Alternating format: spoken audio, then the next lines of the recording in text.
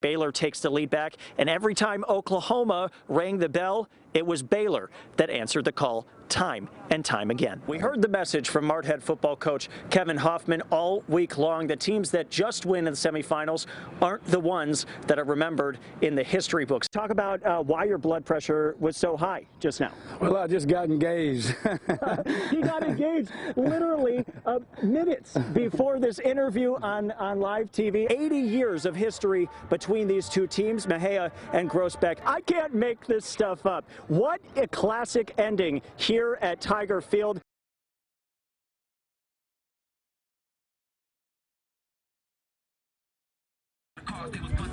Your number means something to you. Everyone has a number that means something to them.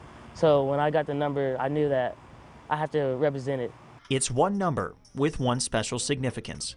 I mean, heck, when I go to HEB now, I make sure that I always go to aisle 11 to check out, no matter how long the line is. You know, it just means that much to us. It's one family rallying around one of their own. But he fought, you know, tooth and nail every single day. They were both helping me a lot, and I wouldn't be here today without them. On March 22, 2019, that one number quickly became their only message of hope after doctors discovered a tumor on the brain of Jerry's brother, Brock. 16 hours later, Brock went into emergency surgery. There was never a doubt in my mind. I was like, fist bumped my dad. I was like, all right, I'll be back. The doctors removed the tumor from Brock's brain, and he survived the surgery, but the road to recovery was far from over.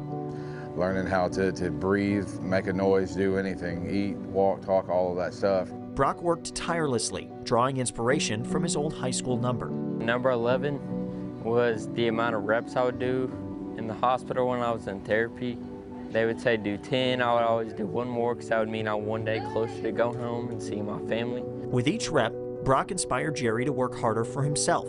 After making the varsity squad at UMHB, he received some exciting news in week 1. Probably the most excited phone call he's given me the whole time he's been at college. You know, Dad, I got the number, because it meant a lot to him. I guess relating to me and the number he wears, I think everything he does in the game is attached to me somewhat. Cephas now gets to carry his brother's legacy onto the football field once more. He inspired me the most to get up and get out here, do extra routes, lift extra, do all I can to better myself. For Jerry, Brock, and his family, number 11 will always be more than just a number. It's one symbol and one message to never be satisfied. Keep telling yourself, I didn't come this far to only come this far every single day, and it'll be over before you know it. You're good.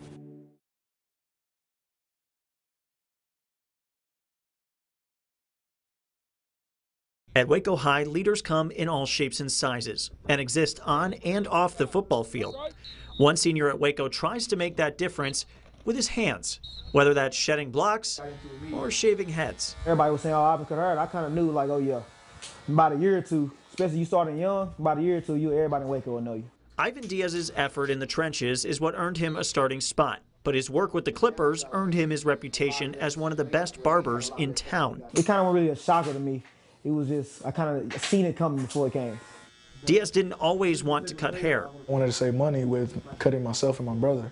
But after a little convincing from his mom, the hobby turned into a passion, even though it wasn't always easy financially. My mom would give everything to us. Like, sometimes she wouldn't eat at night because she would give us her hot plate to us three. Just having a hunger not to go back to those days. Having a drive and ambition not to go back to those days. And that's what I would say is a big motivation of mine and my mom. Now Ivan looks towards a future in cutting hair and giving back to the community while doing it. Each year with a few teammates, he goes around giving food to the homeless. If I spread positivity, other people are going to spread positivity. And who doesn't want a town full of positivity? Because for Ivan, the barber-client relationship goes beyond just that chair. That when you come get a haircut, that you could talk to me about your problems. And it's not going to be, I'm just going to listen to you, cut your hair, and that's it. And I'm forget about it. I'm going to check on you the day after. I'm going to keep doing all that. It's not just cutting hair. I'm not just a barber.